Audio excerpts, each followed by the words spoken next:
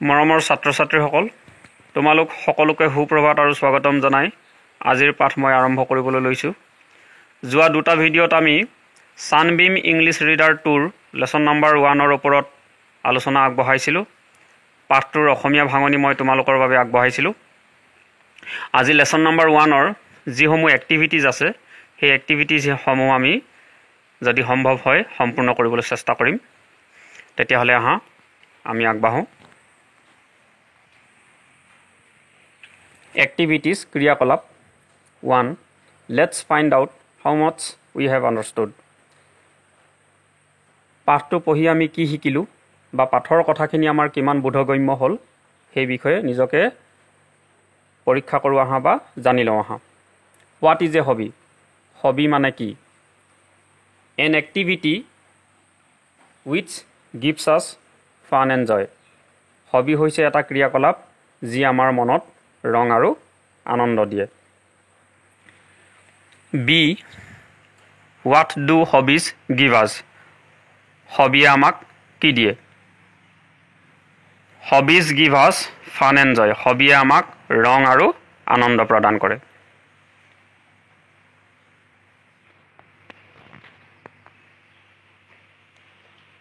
C. What is philately? What difficulty would you face if you take up philately? Philately মানে কি? Philatelic hobby হিচাপে অৱলম্বন কৰিলে তুমি কেনে ধৰণৰ সমস্যা বা অসুবিধাৰ সন্মুখীন হ'বা? The collecting and study of stamps is called philately. It would be a problem to collect stamps of foreign countries.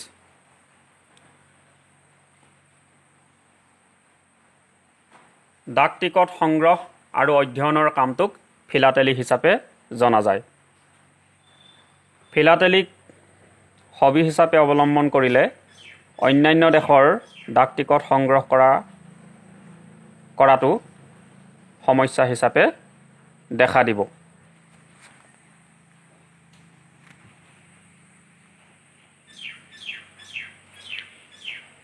Activity D. What is Irfan's hobby? What does he like to do? Irfanor hobby ki? Irfane ki kori bhal paয়? Irfan's hobby is painting. He likes to sit and paint landscape. Irfanor hobby hoise ছবি অঁকা। Irfane বহি দৃশ্য আঁকিবলৈ ভাল পায়। Activity E.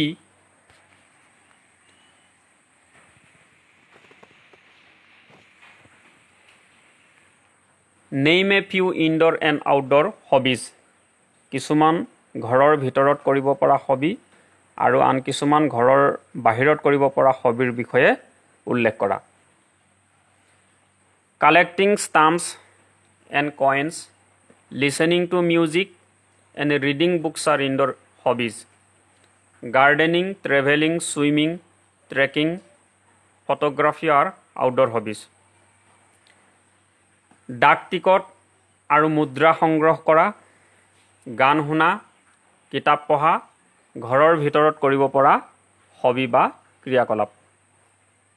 বাগিচা কৰা, ভ্ৰমণ কৰা, সাঁতুৰা, খোজকাঢ়ি দূৰ ভ্ৰমণলৈ যোৱা, ফটো তোলা ঘৰৰ বাহিৰত কৰিব পৰা হবি বা ক্ৰিয়াকলাপ।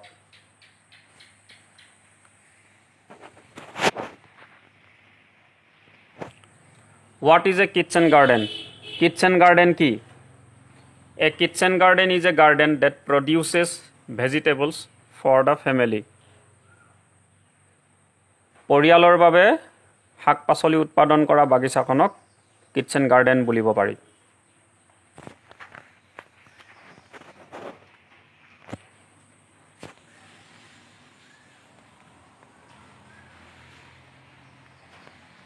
Activity G. Every morning I water the plants and clean the beds. What does beds mean here? প্ৰত্যেক ৰাতিপুৱাই মই ফুলপুলিসমূহত পানী দিওঁ আৰু ফুলতলিখন চিকুনাই দিওঁ। ইয়াত beds শব্দটোৰ অৰ্থ কি? Here beds means the surface ground on which plants are ground. Bed শব্দটোৰ অৰ্থ হৈছে মাটিৰ উপৰিভাগ আমি য'ত বিভিন্ন ধৰণৰ পুলি ৰোপণ কৰোঁ. Activity 2. A synonym is a word that has the same or nearly the same meaning as another word. Example, happy, joyful. From the box below, choose words which are synonyms of the given words and write each synonym next to the word in the blanks below. ছাত্ৰ-ছাত্ৰীসকল, activity 2 তোমালোকক কিছুমান synonym লিখিবলৈ দিয়া হৈছে. কিছুমান synonym দিয়া হৈছে আৰু আন কিছুমান শব্দ বক্সৰ ভিতৰত দিয়া হৈছে. এতিয়া তলত দিয়া শব্দবিলাকৰ লগত একে অৰ্থ বহন কৰা কোনবিলাক শব্দ খালি ঠাইত লিখিব পাৰি সেইটো তোমালোকক বাছি উলিয়াই লিখিবলৈ কোৱা হৈছে. এক্টিভিটি 2A জয়. জয় শব্দটোৰ অৰ্থ হৈছে আনন্দ. একে অৰ্থ বহন কৰা আন দুটা শব্দ হৈছে pleasure, happiness. B beautiful. Beautiful শব্দটোৰ অৰ্থ হৈছে ধুনীয়া. একে অৰ্থ বহনকাৰী আন দুটা শব্দ হৈছে lovely, pretty. C active. Active শব্দটোৰ অৰ্থ হৈছে সক্ৰিয়. একে অৰ্থ বহনকাৰী আন দুটা শব্দ হৈছে energetic, sporty. D ledger. Ledger শব্দটোৰ অৰ্থ হৈছে জিৰণিৰ সময়. একে অৰ্থ বহনকাৰী আন দুটা শব্দ হৈছে ফ্ৰী টাইম, স্পেয়াৰ টাইম. ই ষ্টাৰ্ট. ষ্টাৰ্ট শব্দটোৰ অৰ্থ হৈছে আৰম্ভ কৰা. একে অৰ্থ বহনকাৰী আন দুটা শব্দ হৈছে begin, launch. F develop. Develop শব্দটোৰ অৰ্থ হৈছে উন্নতি কৰা. একে অৰ্থ বহনকাৰী আন দুটা শব্দ হৈছে গ্ৰ, evolve. Activity 3. Look at the pictures of objects given below. Each object is related to an activity. Write the name of the object and the related activity in the space provided. One has been done for you. Guitar, singing. ছাত্ৰ-ছাত্ৰীসকল, activity 3 আমি দেখিবলৈ পাইছোঁ কিছুমান object বা কিছুমান বস্তু ইয়াত উল্লেখ কৰা হৈছে একোখন ছবিৰ সহায়ত. সেই বস্তুবিলাকৰ লগত একোটা এক্টিভিটি বা ক্ৰিয়াকলাপ জড়িত হৈ আছে. সেই উপযুক্ত ক্ৰিয়াকলাপটোৰ নাম আমি তলৰ খালী ঠাইত লিখিব লাগে. ইয়াত উদাহৰণ দিছে গিটাৰ. এখন গিটাৰ আমি কি কামত ব্যৱহাৰ কৰোঁ? গান গোৱা কামত, ছিংগিং. ঠিক তেনেধৰণে এখন বেট আমি কি কামত ব্যৱহাৰ কৰোঁ? Playing cricket. ক্ৰিকেট খেলা কামত আমি বেটখন ব্যৱহাৰ কৰোঁ. চাইকেলখন আমি কি কামত ব্যৱহাৰ কৰোঁ? চাইক্লিং. ইয়াৰ এক্টিভিটিটো হ'ব চাইক্লিং. কলম কি কামত আমি ব্যৱহাৰ কৰোঁ? লিখা কামত. ইয়াৰ এক্টিভিটিটো হ'ব ৰাইটিং. বুক কিতাপ. কিতাপ আমি কি কামত ব্যৱহাৰ কৰোঁ? কিতাপ আমি পঢ়োঁ. ইয়াৰ এক্টিভিটি হ'ব ৰিডিং. বোট নাও. নাও আমি কি কামত ব্যৱহাৰ কৰোঁ? নাও আমি চলাওঁ. এক্টিভিটিটো হ'ব বোটিং.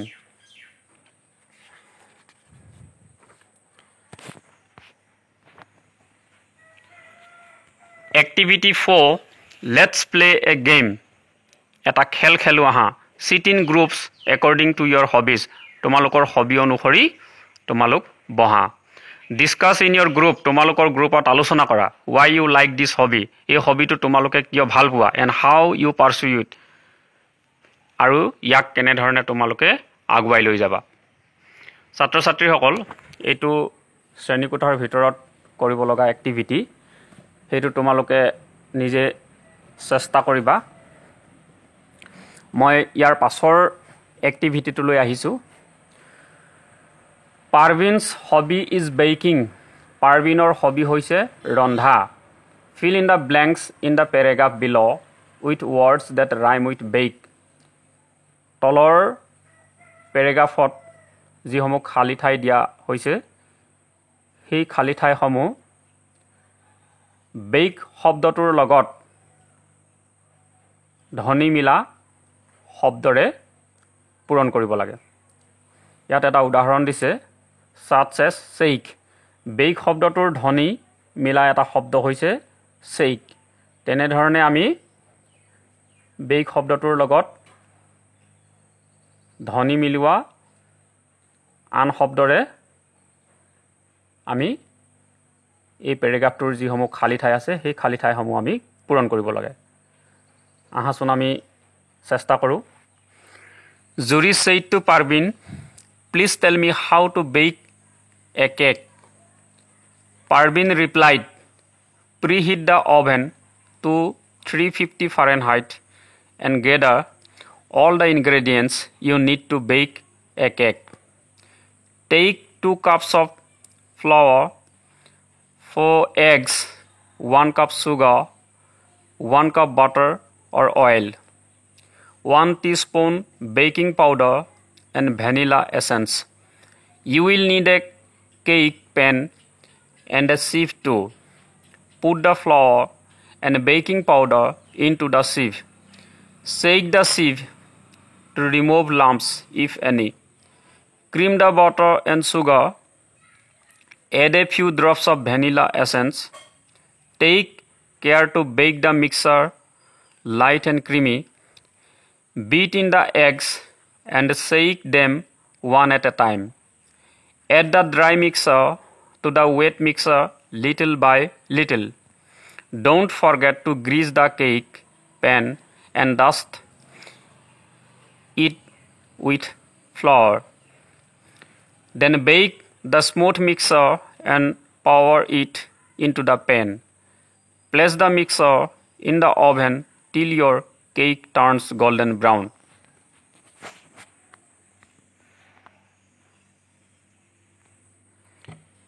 Activity 6.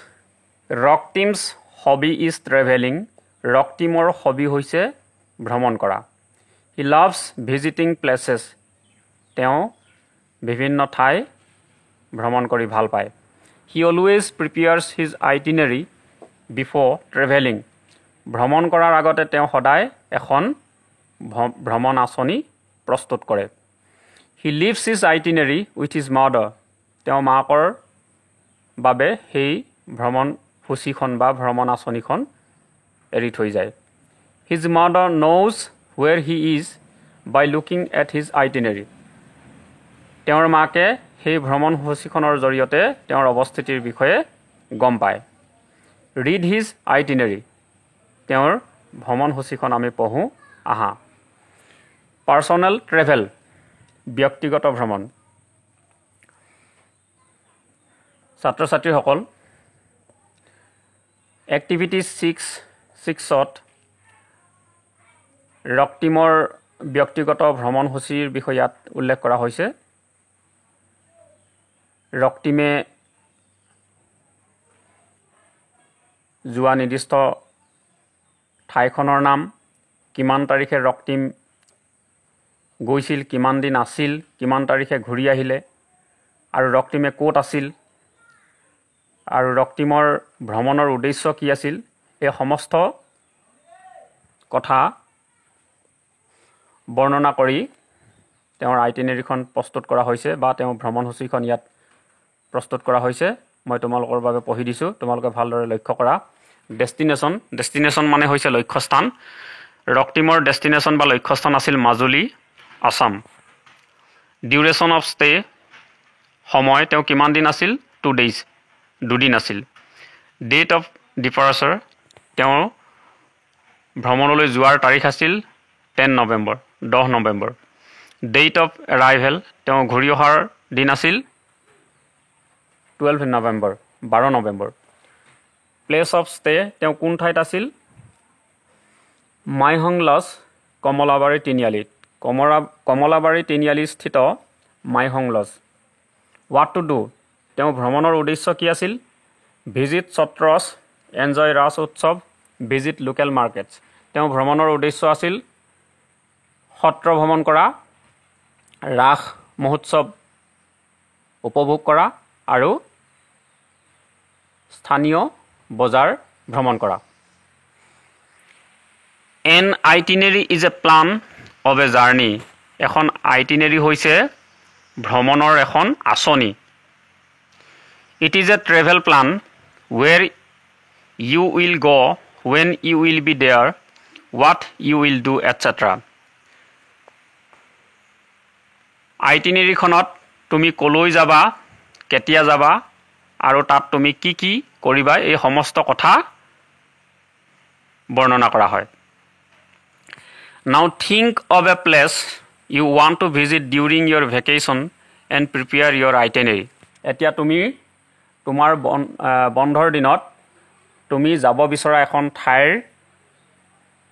বাবে এখন ভ্ৰমণসূচী প্ৰস্তুত কৰা। ছাত্ৰ ছাত্ৰীসকল এক্টিভিটি 6ত ইতিমধ্যে তোমালোকক এটা মডেল আইটিনাৰী ইয়াত দেখুওৱা হৈছে। ঠিক তেনেধৰণে তোমালোকে ইয়াত এখন আইটিনাৰী বনাব লাগে। মই তোমালোকৰ বাবে ধৰি লোৱা তোমালোকৰ ভিতৰৰে কোনোবা এজন ছাত্ৰৰ বাবে এখন মই আইটিনাৰী প্ৰস্তুত কৰি দিছোঁ।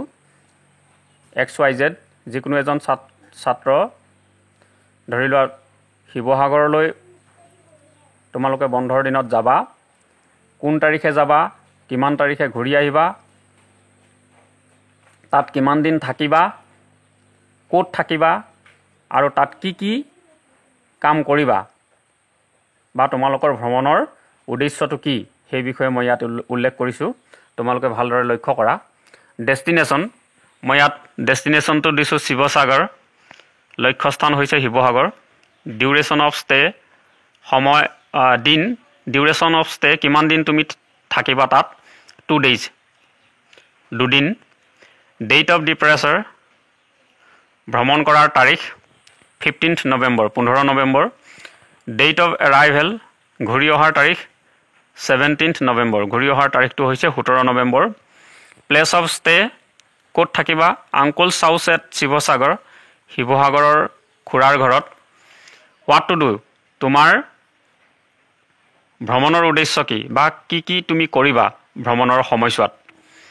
Visit Shivadol, Joydol, Vishnudol, Rangghar, Karenghar, Talatal Ghar, Charaideo Maidam and other important historical places. ভ্ৰমণৰ সময়ছোৱাত তোমালোকে কি কৰিবা, শিৱদৌল, জয়দৌল, বিষ্ণুদৌল, ৰংঘৰ, কাৰেংঘৰ, তলাতল ঘৰ, চৰাইদেউ মৈদাম আৰু অন্যান্য বুৰঞ্জী প্ৰসিদ্ধ ঠাইসমূহ ভ্ৰমণ কৰিবা। ছাত্ৰ ছাত্ৰীসকল, আজিলৈ পাঠ ইমানতে সামৰিব বিচাৰিছোঁ। পৰৱৰ্তী আৰু অধিক ভিডিঅ' লৈ অহাৰ প্ৰতিশ্ৰুতিৰে আজিলৈ তোমালোকৰ পৰা বিদায় মাগিছোঁ। ধন্যবাদ। তোমালোকৰ দিনটো শুভ হওক।